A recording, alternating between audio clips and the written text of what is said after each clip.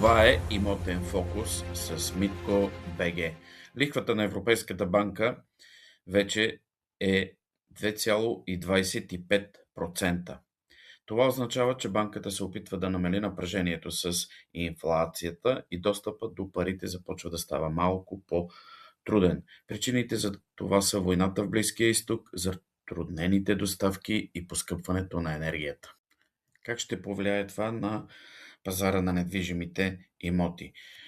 Кредитирането е един от основните фактори за движението на пазара. През 2025 година се наблюдаваше покупката на имоти с повече налични средства. Съотношението беше 70 към 30% в полза на хората, които имаха наличност. Но те се отдръпнаха от пазара и вече 2026 година се очаква да има охлаждане на кредитния пазар. Но какво ще стане? Ще следим. Гледахте Имоти с Митко БГ.